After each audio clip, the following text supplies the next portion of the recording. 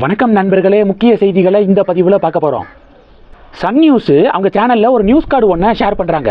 அதில் தமிழகத்தில் இருக்கக்கூடிய கேந்திரிய வித்யாலயா பள்ளிகளில் ஹிந்திக்கு 52 ஆசிரியர்கள் இருக்காங்க, சமஸ்கிருதத்துக்கு 15 ஆசிரியர்கள் இருக்காங்க, ஆனால் தமிழுக்கு 0 அப்படின்னு சொல்லிட்டு ஒரு நியூஸ் கார்டை ஷேர் பண்ணுறாங்க. அண்ணாமலை டென்ஷன் ஆயிட்டாரு. அண்ணாமலை சன் டிவியை என்ன சொல்லி விமர்சனம் பண்ணியிருக்காருன்னா, பிஎஸ்என்எல் கேபிளை திருடி வளர்ந்த சன் டிவிக்கு இதுவே வேலையாக போச்சு, எப்போ பார்த்தாலும் பொய்யை பரப்புறதே வேலையாக போச்சு. பாராளுமன்றத்தில் கேட்கப்பட்ட கேள்விக்கு சென்ட்ரல் கவர்மெண்ட் அதிகாரப்பூர்வமாக தமிழகத்தில் இருக்கக்கூடிய கேந்திரிய வித்யாலயா பள்ளிகளில் தமிழ் மொழிக்கு எவ்வளவு ஆசிரியர்கள் இருக்காங்க அப்படின்னு சென்ட்ரல் கவர்மெண்ட் அஃபிஷியலாக சொல்லியிருக்காங்க. 31 ஆசிரியர்கள் இருப்பதாக சென்ட்ரல் கவர்மெண்ட் சொல்லியிருக்காங்க பாராளுமன்றத்தில். ஆனால் சன் நியூஸை பாருங்கள் அப்படின்னு அண்ணாமலை சம்பவம் பண்ணார்.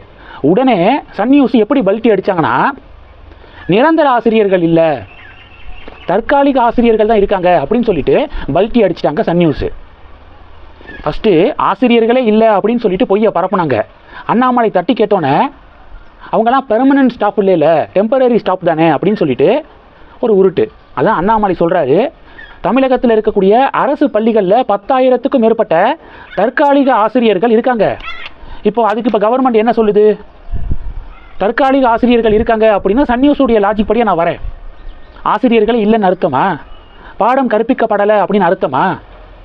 31 தற்காலிக ஆசிரியர்கள் தமிழுக்கு கேந்திரிய வித்யாலயாவில் இருக்காங்க அப்படிங்கிறதுக்கு பெர்மனண்டாக தான் இருக்கணும் அப்படின்னு சொல்லிட்டு உருட்டுறீங்களே. எங்கள் அரசு பள்ளிகளில் பர்மனன்ட் ஸ்டாஃப் எங்கே?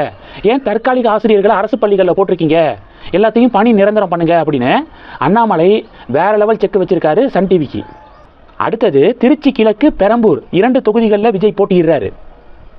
2 தொகுதிகள்லையுமே ஜோசப் அப்படிங்கிற பேரில், விஜய் அப்படிங்கிற பேரில் ஏராளமான சுயேட்சை வேட்பாளர்கள் இப்போ களமிறக்கப்பட்டிருக்காங்க.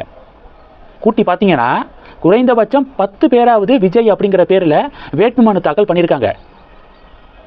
இது தாவேகா திமுக இடையே டிபேட்டை உருவாக்கியிருக்கு. தாவேகா என்ன சொல்கிறாங்கன்னா, எத்தனை காலத்துக்கு இந்த அரைச்ச மாவையே திமுக அரைப்பாங்க?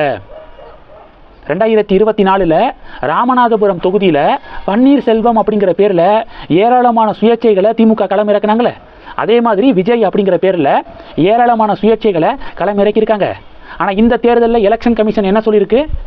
இவிஎம்மில் வேட்பாளருடைய ஃபோட்டோவை அட்டாச் பண்ண போகிறோம். ஓட்டு போட போகும்போது முன்னாடி வேட்பாளருடைய பேர் சின்னம் இருக்கும்ல, இந்த வாட்டி அந்த வேட்பாளருடைய ஃபோட்டோவும் இருக்கும். அப்போ ஓட்டு போட வரவங்க விஜயுடைய புகைப்படத்தை பார்த்து எதுக்கு ஓட்டு போடணும் அப்படிங்கிறது அவங்களுக்கு தெரியும்ல. எங்கே விஜயுடைய புகைப்படம் இருக்கோ அதுக்கு நேராக ஓட்டு போடணும் அப்படிங்கிறது தெரியாமையாக இருக்க போது.